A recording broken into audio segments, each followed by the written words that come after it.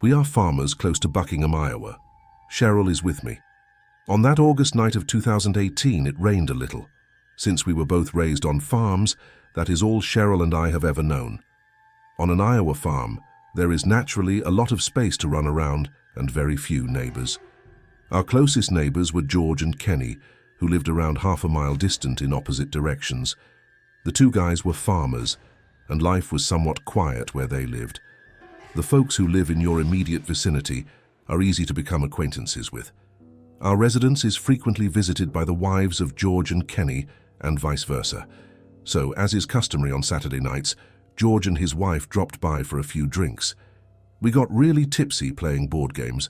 The route home is just a 30-second straight line, so it's a good thing they departed at 11. While we continued to drink wine, we watched a wonderful movie. We were starting to feel the effects of the wine's weariness, which was its intended effect. Right as we were going to get cozy on the couch for the night, someone came knocking. The timing of the knock on the door was peculiar. To be more precise, that has never happened previously. However, when we included the pounding on the door, we began to believe that a voice was speaking. I lowered the volume of the television. Our expectation was that it would occur again. About 20 seconds after that, there was a second set of knocks on the door, and someone whispered something like, "We need help," which was audible.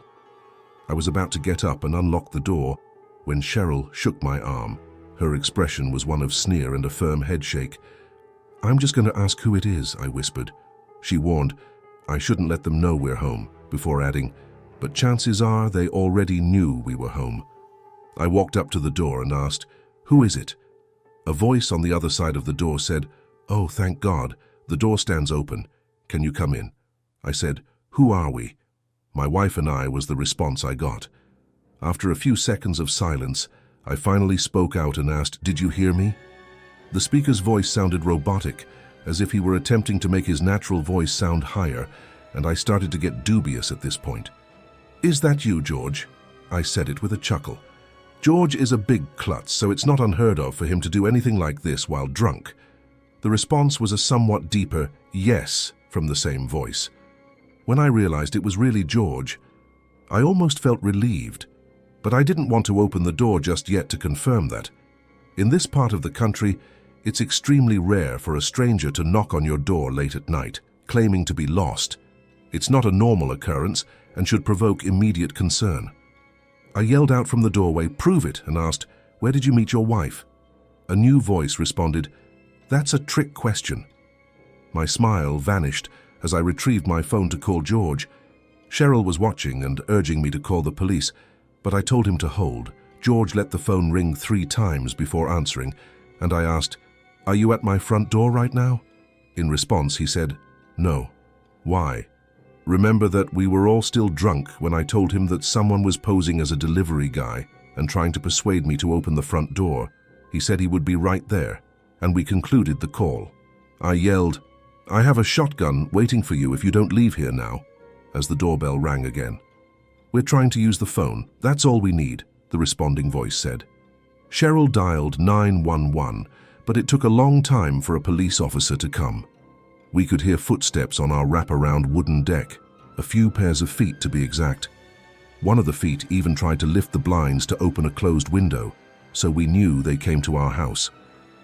While still on the phone with 911, Cheryl yelled, "Leave us alone!" I joined in and yelled out, "Get the fuck out of here or I'll shoot you." It was then that I remembered I needed to retrieve my shotgun from the closet on the 2nd floor. A few seconds later, another group of people showed up at the door, and this time it was George's voice yelling, "Open up!" We let George in with his shotgun. He drove up, seemingly oblivious to everyone or anything. He stayed with us until the cops came. We had a quick tour of the property together before he left. His recommendation to install cameras on both the front and rear of the house was something we hadn't considered before, and it terrifies me to think that late that night, all that stood between us and whomever was on our front terrace was a wooden door. In the summer of 2018, while my grandparents were away, I found myself alone on their property. I'd been paid to keep an eye on it for a few nights, and on the last night, as I sat in front of the TV in the living room, I began to hear a strange sound coming from the cornfield. Since I was the only one at the farm, it was my duty to keep an eye on what was happening there. At first, I disregarded it, assuming it was just a deer. That is, until I heard a herd of cows mooing at the same time. If every cow in the pasture begins to moo at the same time, it's a red flag that something is wrong. I stayed there, quivering for a while. Clearly, something was seriously wrong with the cows. I had decided to walk outdoors and was making my way to the coat closet. However, just as I was about to leave the house, I heard a cow scream extremely loudly. I dashed hurriedly up the stairs to my grandfather's bedroom. He always keeps a number of guns under his bed. Outside, I loaded his hunting gun. I went inside the barn to see if the cow would finally stop mooing. Nothing out of the ordinary happened. All the cows were still there. Suddenly, I thought I heard a cow mooing in the cornfield beyond the barn. I left the building, but I think I heard voices as I walked out into the field. I finally snapped and fired 2 rounds into the air as the cows ceased their mooing and the meadow became silent. Suddenly, though, I perceived footfall in the field, and the situation abruptly shifted. I had to go into the cornfield regardless of my courage. Farmers carry firearms because they can't sit on their hands while strangers destroy their crops. My anxiety levels skyrocketed as I strode deeper into the field, and I finally stopped moving altogether. A figure clad entirely in black stood a few steps away from me, across a row of corn. I aimed my revolver at him, yelling out, "Leave my cropland alone." I wasn't joking, I really meant it.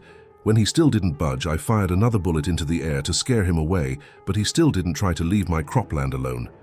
After that, he came over to me, arms crossed, as if to say that I should lay down my weapon. I pointed the revolver once more and yelled at him to leave. It was then that I was horrified to see that there were at least 6 or 7 more people standing around me, all dressed in black. Who knows if there were more than those I could see? And as that one man drew nearer, I had a revelation. Just like the others, he was hiding behind one of those terrifying masks. The man halted his advance as I retreated, and for a moment everyone stood silent. I was frightened beyond words. I truly believed my life was in danger. Then, all of a sudden, they started chanting together. I could barely make out the sounds of what sounded like a foreign language. The chants were almost melodic, and I was terrified that they were about to perform some satanic ritual on me. I bolted across the field, sprinting as fast as I could, and when I was nearly out of breath, I halted and fired 6 rounds in their direction. On the other side, I heard a lot of footfall and rustling fields, so I knew they had departed. As soon as I got back to the farm, I started chatting away.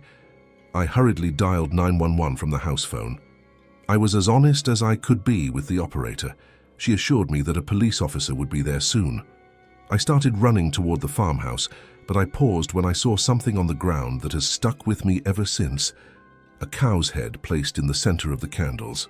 When I hung up with the cops, I immediately dialed my parents to have them come get me. My father promised he'd arrive within the hour. I sat upstairs in my grandpa's room, shaking and crying at the same time, waiting for what felt like an eternity, until I eventually heard a police car outside. I felt like the happiest person alive as I ran outside to meet the police officer. After hearing my story, the police officer searched the barn and a nearby section of the cornfield before discovering the cow's severed head. After that, he dispatched a search party because the area had become a crime scene. My parents and the first officer came to visit, and I filled them in on what had transpired. Thankfully, following that, my parents picked me up and took me home. My grandparents took this very seriously, of course, and erected the high-tech security camera system all over the farm. Whatever kind of gathering they were obviously doing some sort of ritual involving the sacrifice of animals. Unfortunately, I was the only person on the property who was alone when they did it. Hello, my name is Howard, and I've been helping out on the family farm for the past quarter of a century. When my parents aren't around, I pitch in to help out around the house. The farm is small and run by the family rather than a business, and my parents want me to take over when they can't manage it. However, I'm not really interested in that, and after what happened in July, I don't think I want to spend the rest of my life in rural Arkansas. Although I am the eldest and still in my prime, My sisters Morgan and Crystal and I are eager to leave the farm life behind. We were entrusted with keeping the house running well while my parents were on their week-long honeymoon. There isn't much around here, lots of privacy and stuff. A little too much, in my opinion. Usually it starts later in the evening, right before bedtime. However, on this particular night, it began earlier. Crystal, who attends college entirely online, was last seen working on her laptop in her room during the summer. Morgan and I were relaxing in the living room, watching TV. Predators are a big deal on farms. It's not just animals that can ruin your harvest, though. We haven't had much experience with this, but it's possible. We have a couple of guns on hand, just in case. Our 2 dogs were startled outside, and they started barking like crazy in the backyard. I hurried out to the yard to find out what was making them so mad. They were both staring at the fields, and when I yelled out for them to be quiet, they stopped barking. Listening intently to the fields, I perceived what sounded like a human whistle emanating from the center of the cornfield. This was my first encounter with an intruder on the property without my father present. I hurriedly retrieved a gun from my hiding place as the dogs resumed their barking. I informed my sisters that someone was outside in the cornfield and that I had to go chase them away. They both cautioned me against running into the field at night, and I finally understood their point. I had no idea how terrifying that prospect would be until now. I stepped outside, pointed the gun upward, and fired a shot that echoed through the night. The hounds stopped barking, and I went on a little power trip, yelling as loud as I could that they needed to get off our property. I thought that would have been enough, so I went back inside. I couldn't help but join in on my sister's laughter, but our internal mirth was short-lived because the dogs started barking again, this time with more intensity. My heart skipped a beat as I stepped back outside to do it again, and noticed the man standing by the cornfield and dogs. He sent me that look, and I yelled out, "Hey!" I blasted the air once more as I dashed toward the kennel, knowing full well that I would not enter. I could not risk abandoning the dogs in this weather, so I unhitched their chains and allowed them inside as soon as I arrived home. Then he bolted into the cornfield.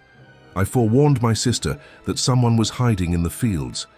So what did we do? We called Dad, who drilled into me the importance of being the alpha male and protector of my sisters. He suggested that I fire another warning shot outside in case the intruder returned. After that, we all went to our rooms. My sisters took 1 dog each and I took my rifle with me. I was lying in bed, watching a movie on my laptop, when I suddenly heard a whistling sound outside. I hurried to the window and looked out just in time to see a figure shambling slowly through the yard. Suddenly he halted and stared at my window as if he had some sort of sixth sense, all the while whistling. Since I had already declared that I was armed, it was obvious that this jerk was trying to scare us. He stopped his mini-horror show and vanished around the front of the house. I leaped to my feet and aimed the rifle out the window, deliberately missing him as I shot at the grass a few feet away. He didn't come back.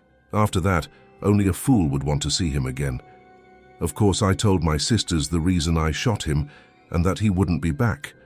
Who or what did it is a mystery. It might have been a group of teenagers playing a practical joke on some unsuspecting farmers, or it could have been a seriously dangerous person.